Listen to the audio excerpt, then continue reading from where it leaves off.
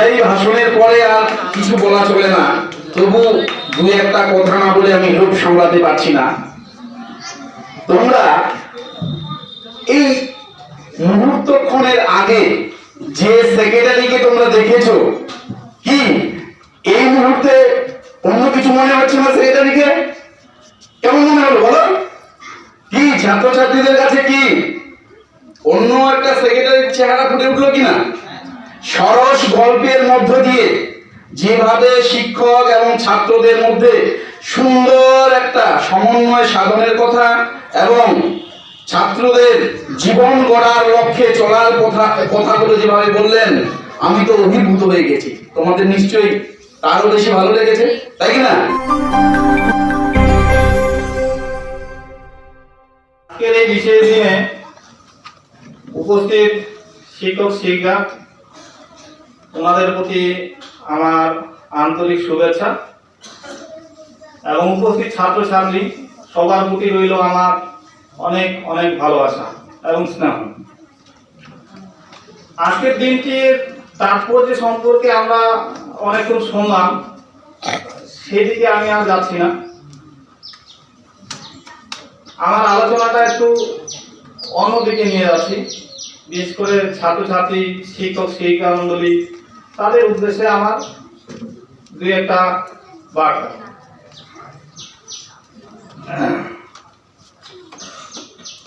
আমাদের যে কোনো ক্লাসেই দেখা যায় 20 জন 30 জন যতজনই ছাত্রছাত্রী থাক না কেন, তার ভেতর 2-4 জন বাচ্চা কাচ্চা হয়তো পড়াশোনায় ভালো হয়, ওরা ভালোভাবেই রেজাল্ট করছে, 95%, 97%, 100% নম্বর পেয়ে যায় অনেক সময়।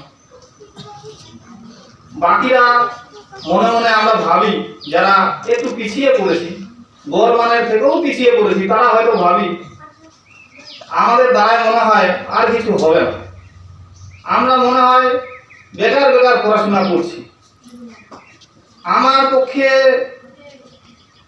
সুলতানা মেহেকের মতো পড়াশোনা মনে হয় করা সম্ভব হবে না, আমি কি কোনোদিন মাহাতি হতে পারবো না? না, আমি পারবো না।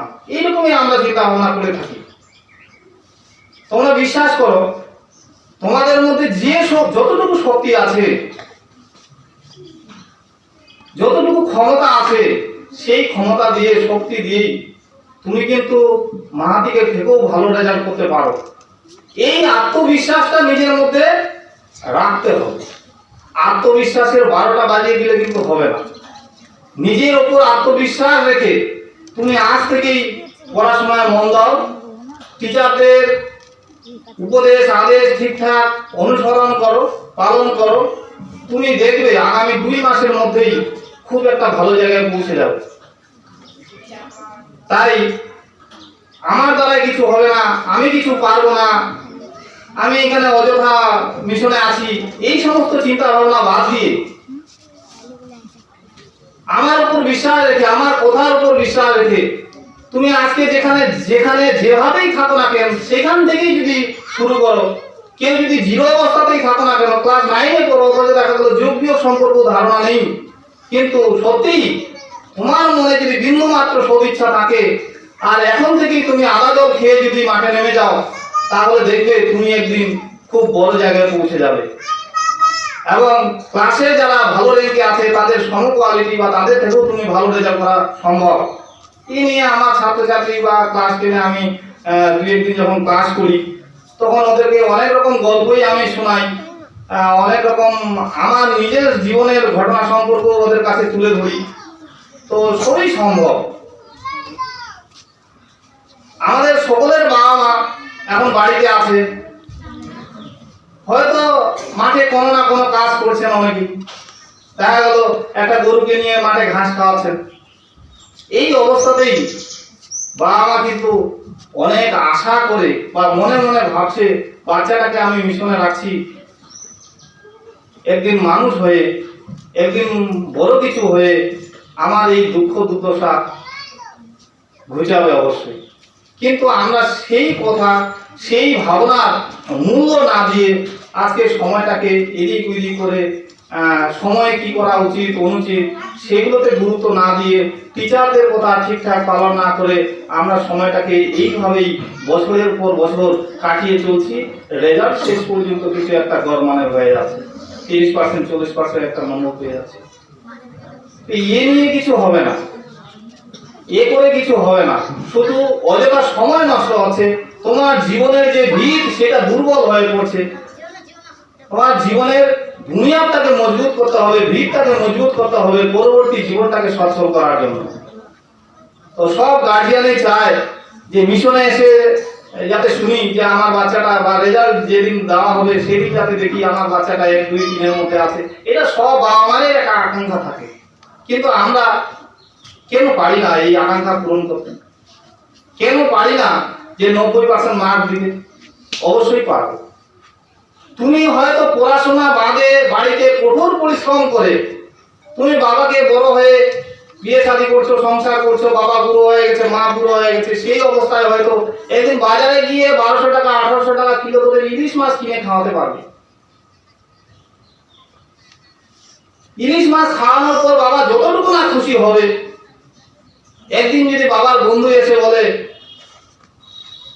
সালাম তোর ছেলেকে দেখলাম, ওই দিন হাসপাতালে গিয়েছিলাম আমার ওয়াইফকে নিয়ে, তোর ছেলেকে দেখলাম বিশাল বড় ডাক্তার হয়ে গেছে, এবং কি ডাক্তারের কি ভালো পরামর্শ, কি সুন্দর ব্যবহার, সেই দিন কিন্তু বাবা মার বুকটা গর্বে ফেটে উঠছে। ইলিশ মাছ খাওয়ালে যতটুকু না আনন্দ পেয়েছিল তার থেকে অনেক অনেক গুণে সেদিন গর্বে বুকটা ফেটে উঠবে। তা আমরা কি পারি না সেই গর্ববোধটা বাবার মনে জাগিয়ে তুলতে? অবশ্যই পারি। এটা কেবলমাত্র সম্ভব পড়াশোনার মাধ্যমেই সম্ভব, এবং সবার মধ্যে সেই পসিবিলিটি আছে, সম্ভাবনা আছে। সেই সম্ভাবনাগুলোকে শুধু পরিস্ফুট করতে হবে। তাই আমি তোমাদেরকে বলবো, এই অযথা সময় নষ্ট না করে, বদমাশি না করে পড়াশোনার প্রতি মন দাও, টিচারদের উপদেশ ঠিকঠাক ভাবে পালন করো, দেখবে তুমি একদিন ভালো জায়গায় পৌঁছাবে, তুমি একদিন ভালো জায়গায় পৌঁছাবে। আমরা এই গল্পটা আমরা হয়তো অনেকেই শুনেছি, অনেকেই শুনি না। একটা খাঁচার মধ্যে, ছোট খাঁচার মধ্যে ছোট ফুটো করে ওই প্লেটের মধ্যে ওইখানে কিছু বাদাম রাখা হয়। তো বানর যখন দেখে যে খাঁচার ভেতরে বাদাম আছে, তখন হাত ঢুকিয়ে দেয়। হাত ঢুকানোর সময় ঠিক এইভাবে লম্বা ভাবেই ঢুকিয়ে দেয়, ঢুকে যায়, ফুটো দিয়ে খাঁচার মধ্যে হাত ঢুকে যায়। কিন্তু বাদাম যখন ধরবে তখন কিন্তু হাত এইভাবে মুষ্টি হয়ে যায়। এই মুষ্টি হয়ে যখন টানতে যাবে তখন কিন্তু হাত আর বের হবে না। তো ওই বানর বাদামের লালসাটাকে ছাড়তে পারে না, ফলে হাতও খুলে না, আর হাত না খুললে বলে হাতও বের হয় না। এই অবস্থায় যে বানর শিকারী, সে কিন্তু এসে বানরকে ধরে ফেলে। আজকে ওই বানর যদি বাদামের লালসা ছাড়তে পারত, তাহলে কিন্তু ও কিন্তু শিকারের কাছে কিন্তু ধরা দিত না। কিন্তু যেহেতু লালসা ছাড়তে পারে না, বাদামের লোভ ছাড়তে পারে না, তাই সে কিন্তু ধরা পড়ে যায়। তো আমাদের জীবনেও এরকম বাদামের মতো অসংখ্য লালসা আছে, যেগুলাকে আমরা ত্যাগ করতে পারি না। আমরা আড্ডাকে বিসর্জন দিতে পারি না, আমরা মোবাইল দেখা দেখিকে বিসর্জন দিতে পারি না, আমরা বন্ধুদের সঙ্গে খারাপ কিছু করার ওগুলো আমরা বিসর্জন দিতে পারি না, আমরা একটা বয়সে এসে প্রেম প্রীতিতে পড়ে যাই, সেগুলোকে বিসর্জন দিতে পারি না। সেগুলো যদি আমরা বিসর্জন দিতে পারি, তাহলে অবশ্যই আমরা একটা ভালো জায়গায় পৌঁছাতে পারবো। তাহলে জীবনে কিছু করতে গেলে কিছু ত্যাগ করতে হবে, সেই লালসাগুলোকে আমাদের ছেড়ে দিতে হবে। সেই লালসাগুলোকে যদি আমরা ছাড়তে পারি, তাহলে আমরা অবশ্যই একজন মানুষের মতো মানুষ হতে পারবো। জীবনের চলার পথটা আমাদের সচ্ছল হয়ে উঠবে।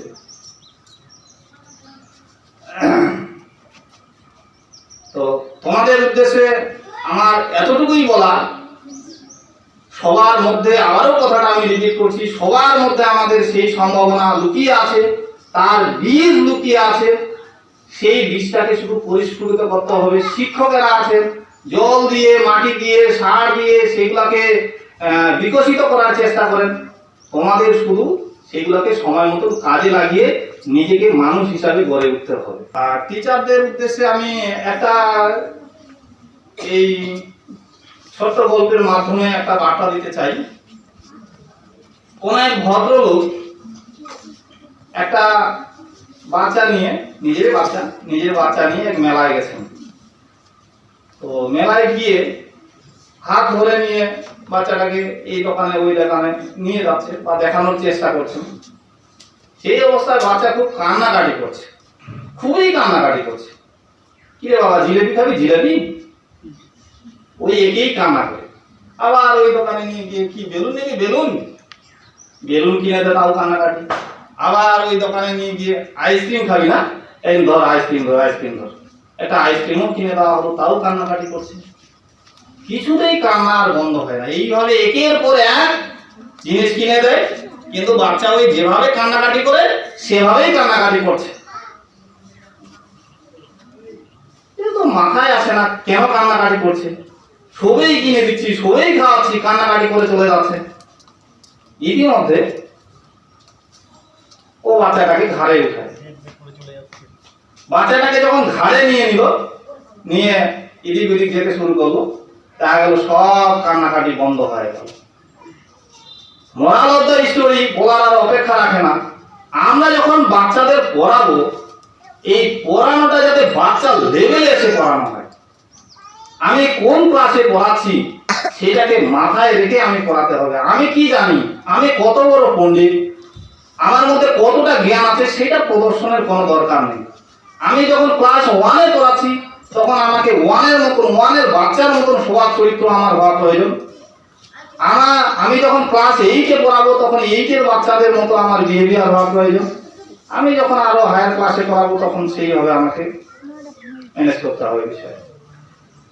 তাই বাচ্চাদের লেভেলে এসে একটা আদর্শ শিক্ষকের মহৎ গুণ বলতে পারেন যে আদর্শ শিক্ষক হতে গেলে কিন্তু বাচ্চাদের লেভেলে এসে পড়াতে হবে। সর্বোপরি ছাত্রছাত্রীদের উদ্দেশ্যে আজকের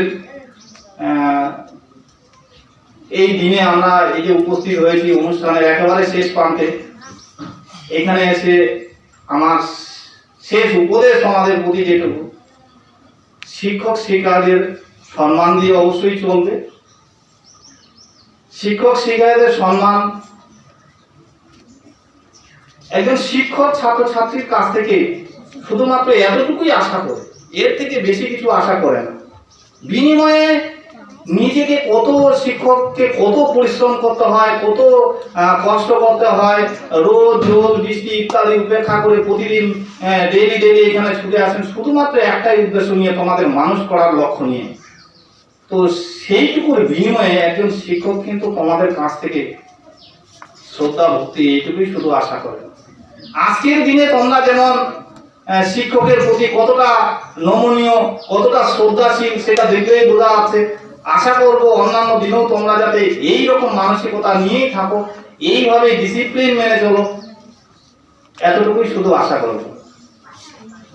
আর একটা উপদেশ তোমাদের প্রতি আমার, যে তোমরা পড়াশোনা করছো, অবশ্যই পড়াশোনা করতে হবে, কিন্তু আমি পড়াশোনা করে কি হব, আমাকে কি লেভেলের পড়াশোনা করতে হবে, ভবিষ্যৎ লক্ষ্যটা কি, আমার ভেতরে একটা স্বপ্ন থাকা প্রয়োজন। যে যত বেশি স্বপ্ন দেখবে, তার সাফল্যের আয়তনটাও কিন্তু তত বেশি হবে। আমার ভেতরে কোনো স্বপ্নই নেই, আমার ভেতরে কোনো লক্ষ্যই নেই, আমার দ্বারা সাফল্য সম্ভবই না। যে যত বেশি স্বপ্ন দেখবে, তার সাফল্যের আয়তন তত বেশি হবে। তাই স্বপ্ন দেখতে শুরু করো।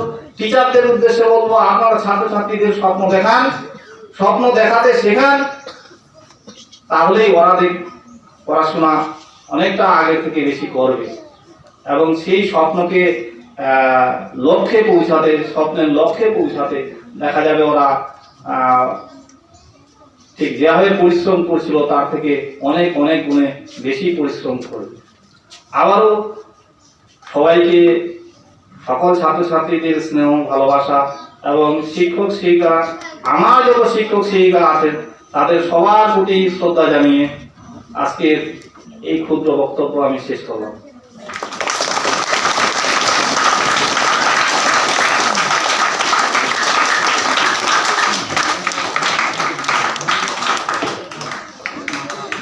বিদায়ী ভাষণের পরে আর কিছু বলা চলে না, তবু দু একটা কথা না বলে আমি লোভ সামলাতে পারছি না। তোমরা এই মুহূর্তক্ষণের আগে যে সেক্রেটারিকে তোমরা দেখেছো, কি এই মুহূর্তে অন্য কিছু মনে হচ্ছে না? সেক্রেটারিকে কেমন মনে হলো বলো? কি ছাত্রছাত্রীদের কাছে কি অন্য একটা সেক্রেটারির চেহারা ফুটে উঠলো কিনা?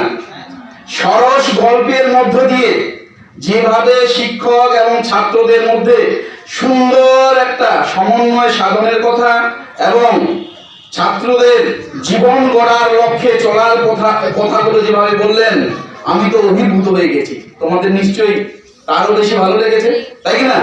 তো যাক, আজকের সমস্ত শিক্ষক এবং সভাপতি তথা শিক্ষক মহাশয়ের আদেশ উপদেশগুলো আজকে নয়, সারা বছর শিরোধার্য করে তোমরা এগিয়ে যাবে, এই কথা বলেই আজকের অনুষ্ঠানের সমাপ্তি ঘোষণা।